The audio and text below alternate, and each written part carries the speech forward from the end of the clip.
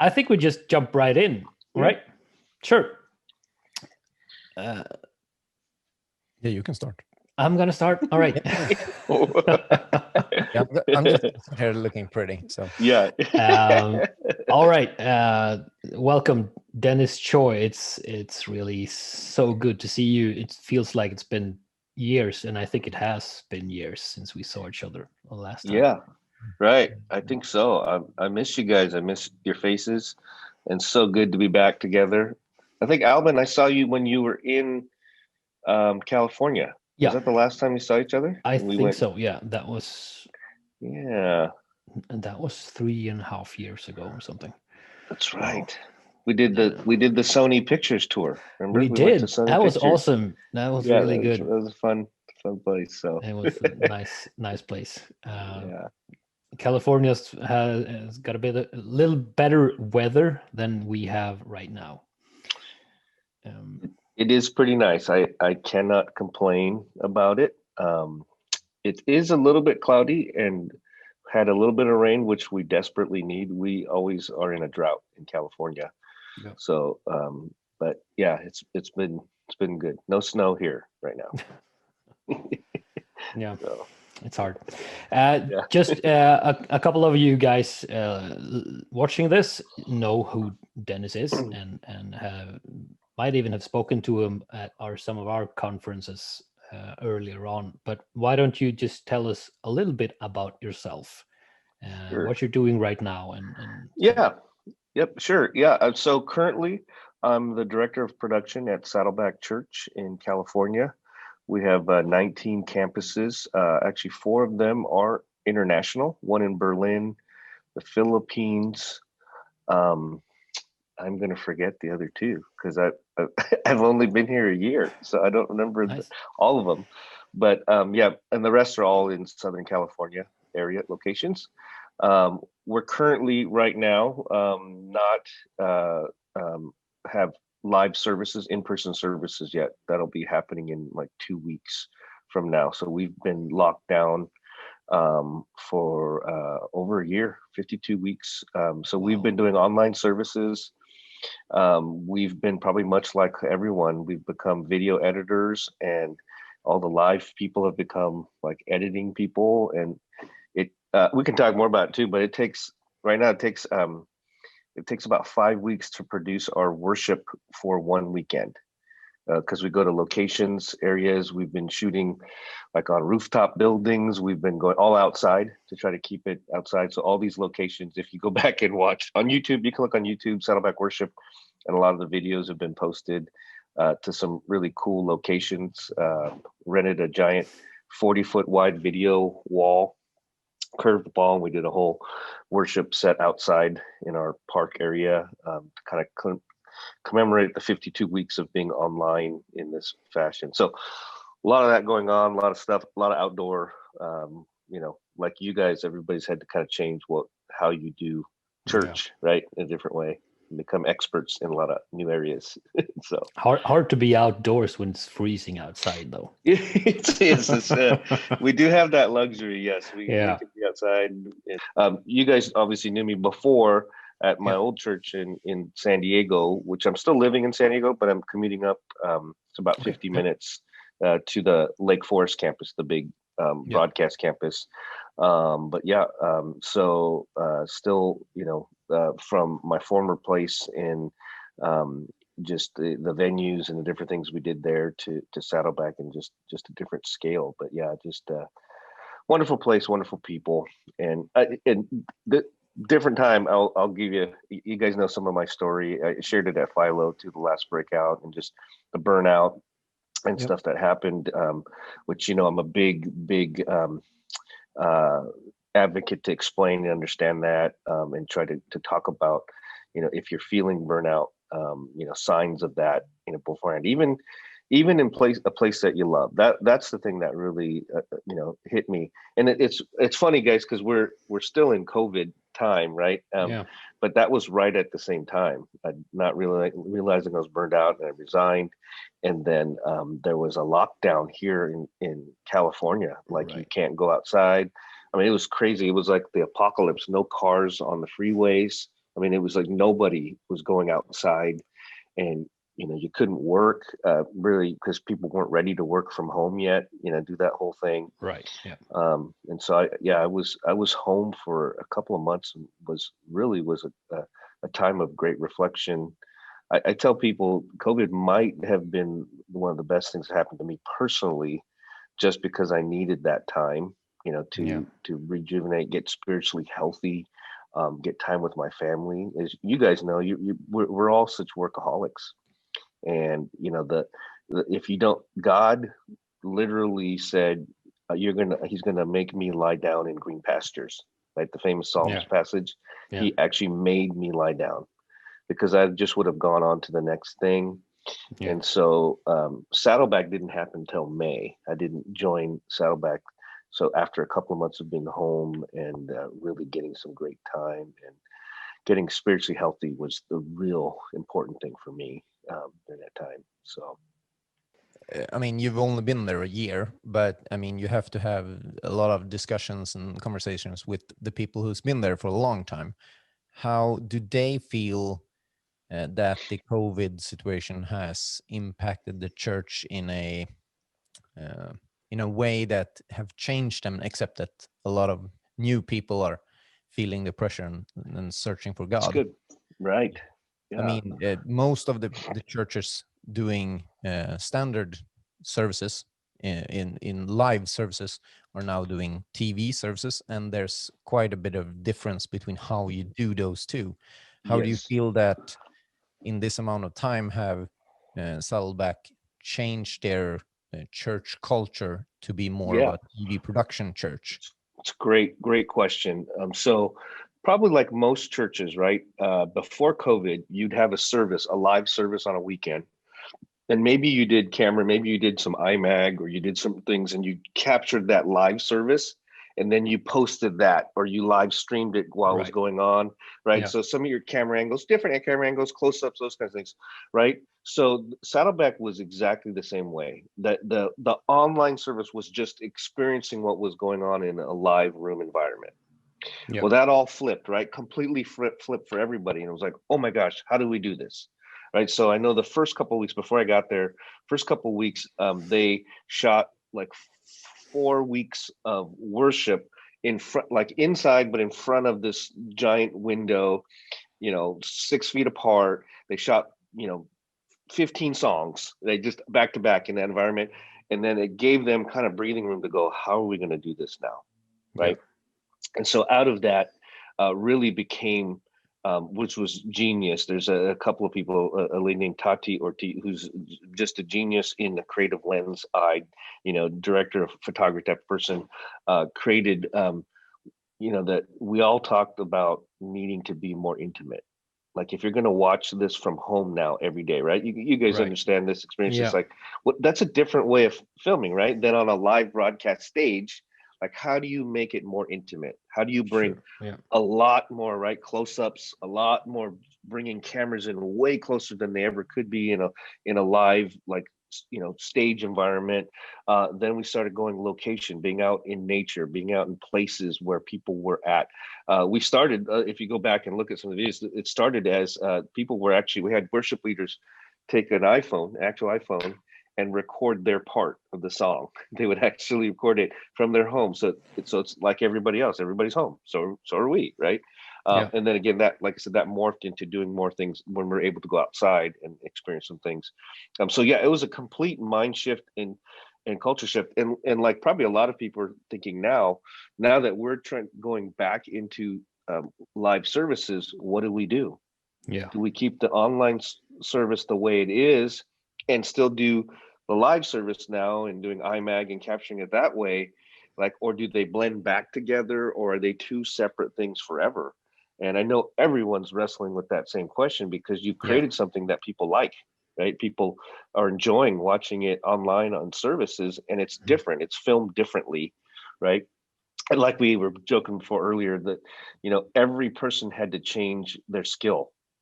The live audio operator had to learn how to record, right? How to do recordings, how to capture that better, and how to do post and pre-editing work instead of just running something live. Yeah. So, every mind set had to shift and change, and we're still working on that. It's been a huge shift. So whether you're small or large, right, it's just different scale. Like a smaller church had to shift too, but maybe it was a little more agile to be able to do that because there's not as many people. The larger you get, the scale of that, of having everybody learn a new job or a new position or a new way to do things. The stage managers, there's no longer a stage manager. Well, okay, maybe they go to a location shoot and help at the location shoot as a stage manager, right? Just you had to be really creative with jobs and switching roles.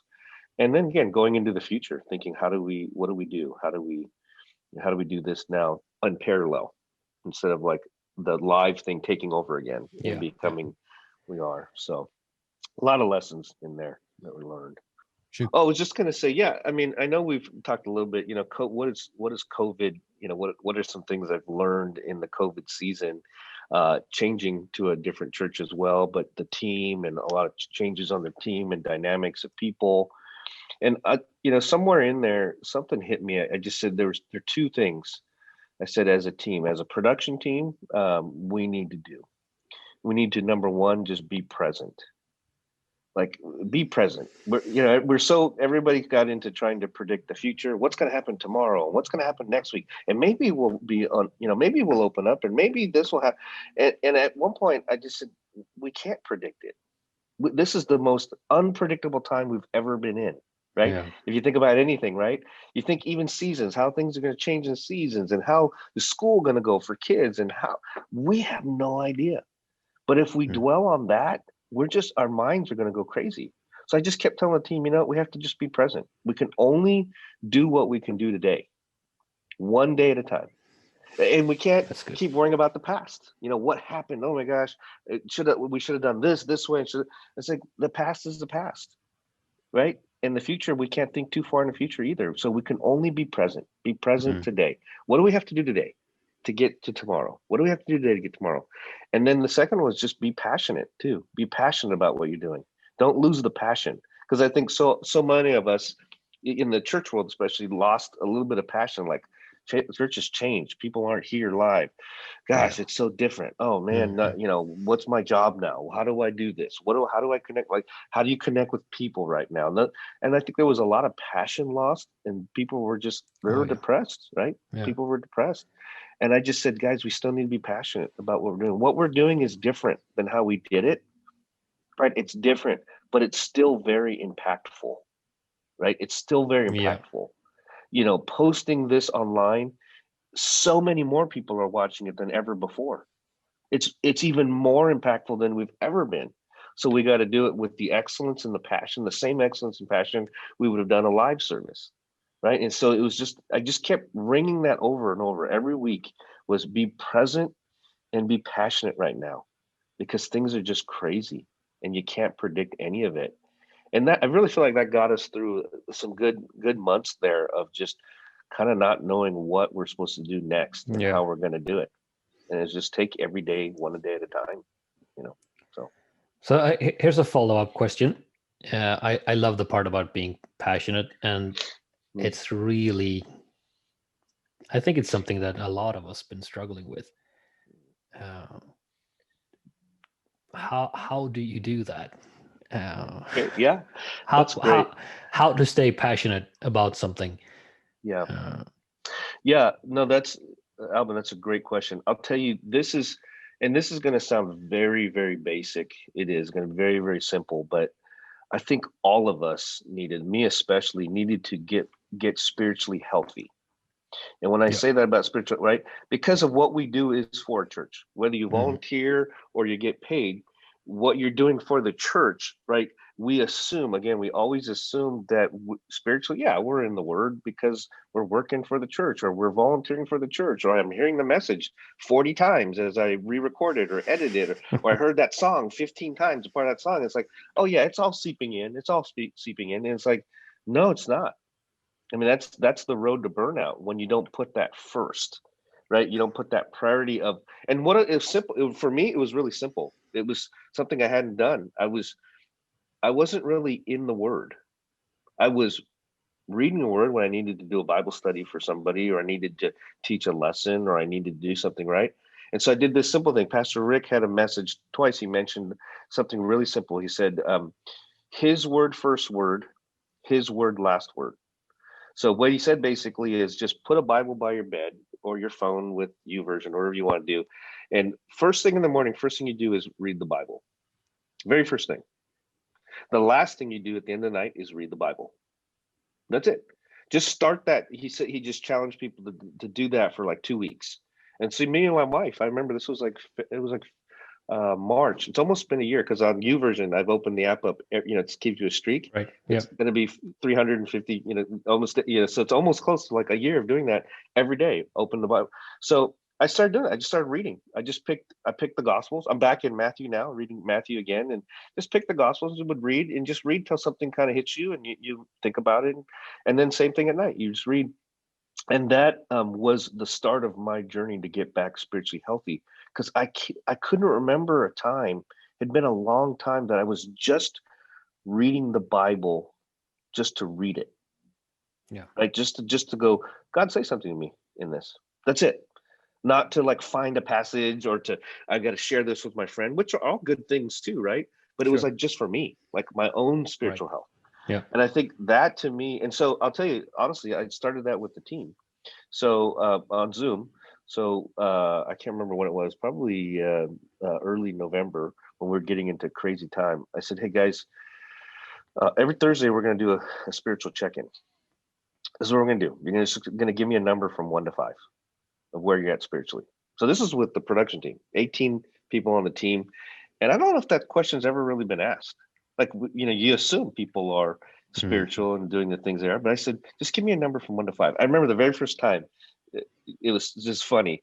I asked that and everybody was like, oh, I said, oh, okay, well, let's do it tomorrow morning. Like, I just think about it overnight and tell me your number tomorrow morning. Just 1 through 5.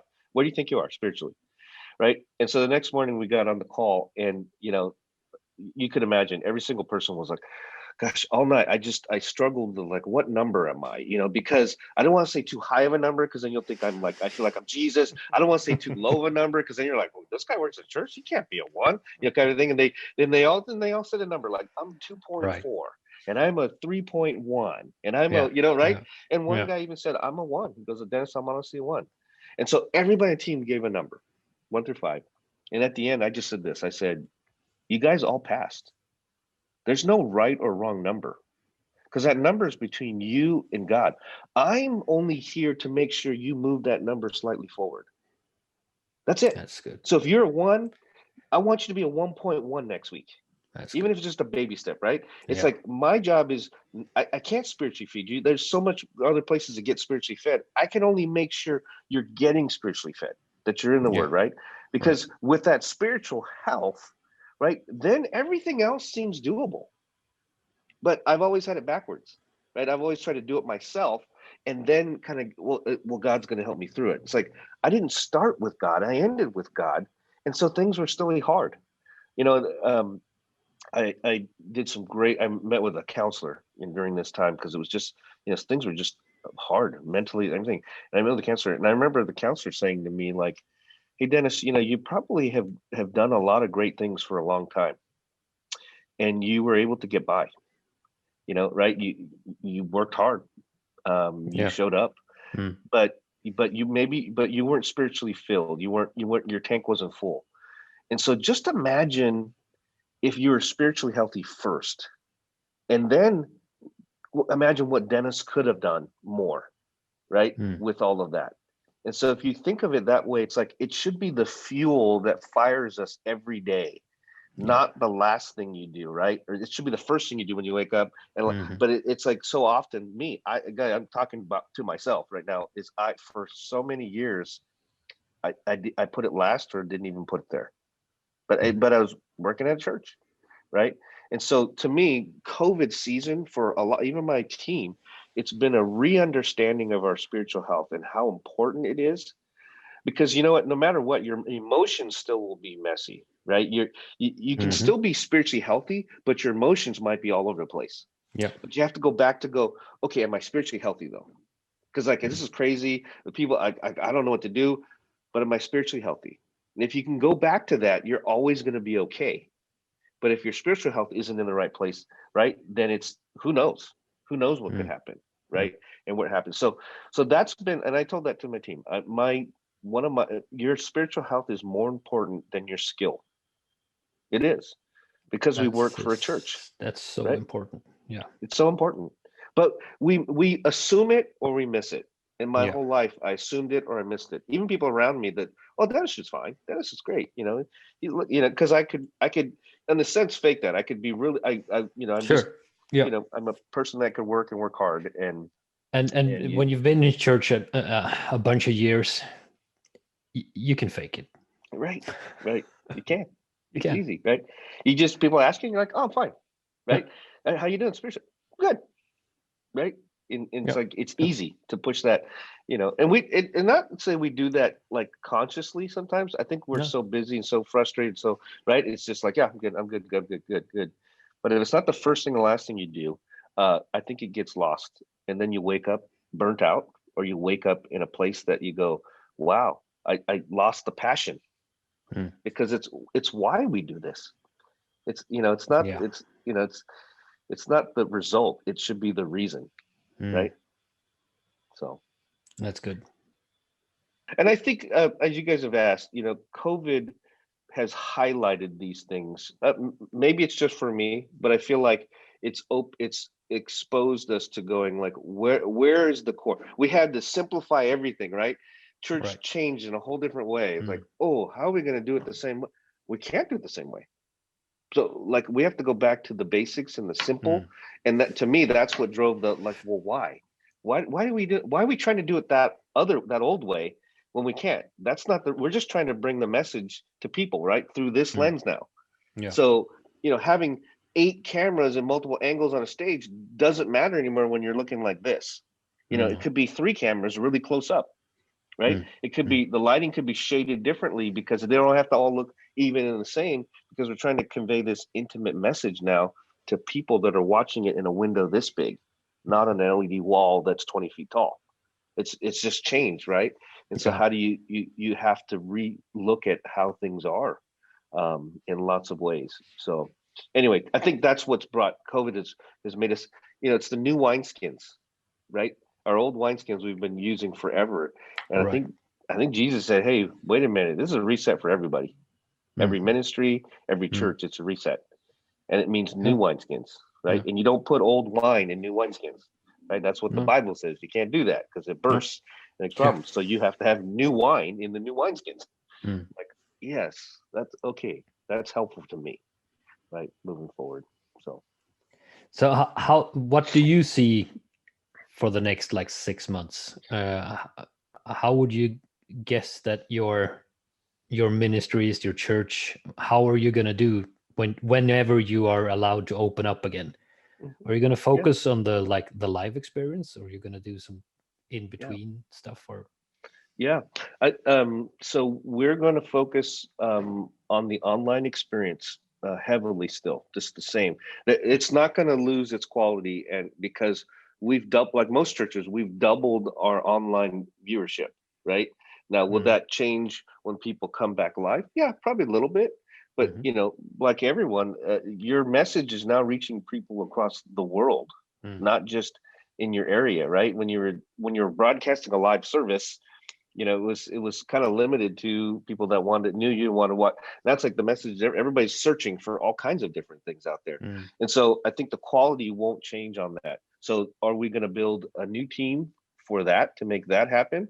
And when we go back together, are we going back to the big, I think we're going to start smaller and we're going to build from there. Right? We're going to start simple and see what the need is, and put the energy where it's the most effective right now. Right? We're still, there's this effectiveness versus efficiency. And I think most of us have to lean on the efficiency side, making it efficient, cost-effective, the best way. But sometimes I think we lose effectiveness by doing that for good reasons, to being good stewards of our money and our time and things like that. But I think right now we have to think through what's the most effective way. I know some small churches in here. My brother-in-law's church, he's thinking we'll never go back in a big building. We'll stay an online church. as long as we can, because the overhead, the money, and the cost to do the service in person, Yeah. We're just going to put all that energy towards online. And then if the day comes and we've got to also provide a live service, we can do that. But let's take all of our resources and focus it online, which is where as long as we're reaching people, right? As long as people, are wanting to be a part of it, participate in it, not just watch it. Like Johan, you're asking how, know that they're interacting, chat, and they're, they're asking for prayer and they're asking for things.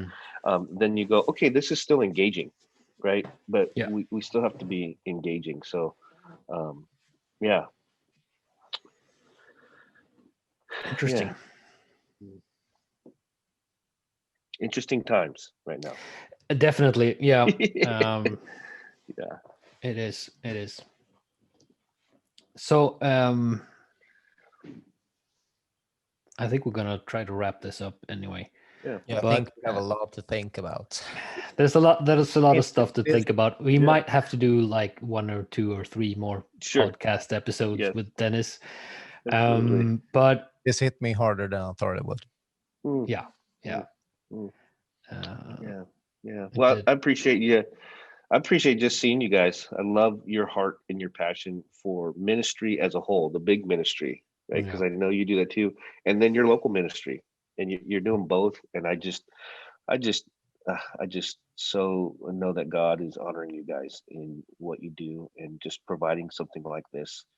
Again, prayer that it's impactful for people, but it just that you're doing it is making it and creating it is what we talked about, is the passion side, right? And whatever happens, if 2 people watch it, okay, great. If 3,000 people watch it, okay, great, whatever. It doesn't matter, right? You're doing this.